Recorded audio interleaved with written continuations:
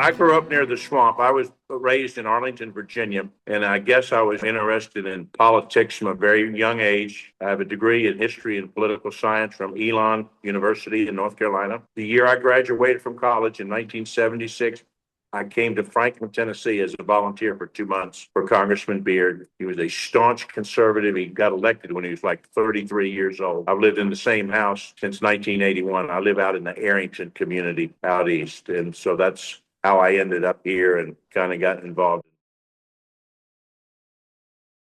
We vote a lot of times on people challenge elections, and a lot of times there's not really any merit to it. They hear about crossover voting and stuff like that. So we deal with a lot of that, and you have to look at all the information and try to do your research and make the best decision you can. We set the rules. I mean, we're like the board of directors for the Tennessee Republican Party, and it's balanced across the state. It's the governor can't handpick people for the senators or congressmen. It's just not set up that way. And there's one male and one female from every state Senate district all across the state. You have to have voted in a certain amount of primaries to be eligible to run. When we have to evaluate somebody, I'm looking at their voting record, especially in Williamson County. You have so many people that you've got to go back and look at their voting record in the state that they moved from. To be fair to them, these people are Republicans. They've got a long history of being a Republican. They've been active. They were active in Texas. They're back Kansas or wherever they were. They have a right to be on the ballot. That's how you grow your party.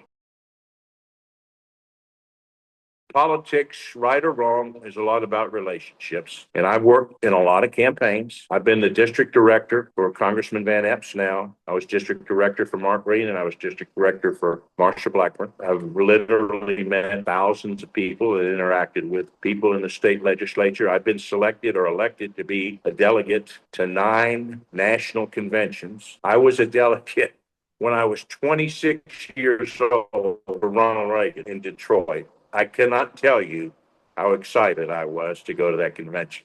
But I think that experience, those relationships, I hope in all those years I've learned something about making a concerted effort to be serious about the decisions I make and to try to be as fair as possible.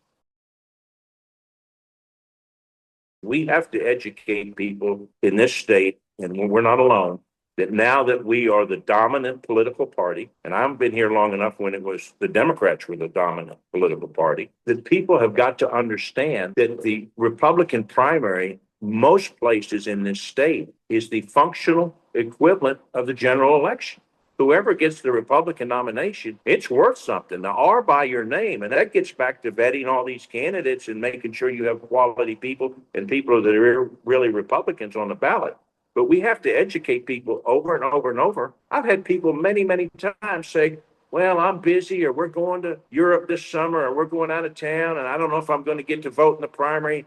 But don't worry, Steve, I'll be there in November. Well, that's nice, but the election's pretty well decided in August. And Williamson County is, for the most part, is a prime example of that. We've gotten soft in Williamson County and in Tennessee because the Democrats, it's been so dominant outside of, not counting Memphis and Nashville and several other pockets, that the Democrats have not been competitive. We've gotten lazy in some areas. Well, I only have one opponent, and I know him. He's a very nice young man. He's very active. I have nothing bad to say about him. I'm running on my experience, and I still think in politics there is a place for people who have been around a while and have been, battle tested, learned things, sometimes the hard way, and that have the relationships. So that's why I'm running for re-election. We have consistently in presidential years, Williamson County has the highest percentage of people who turn out and vote for president. But when it comes down to local races, we are one of the worst. And I wish that would change. I understand part of it. We live in such a transient community where we have so many new people coming in. I just wish they would come in and focus. We have a lot of serious issues. We're looking at selling the hospital right now in Williamson County. That is a major deal. And we spend a lot of money in this county on things, and our budget goes up. The county keeps growing. And I'll give you a quick example. You talk to my friend, Sheriff Jeff Hughes. He used to be police chief in Brentwood. If you don't think politics matters, so much of our crime historically has come off over the border from Nashville.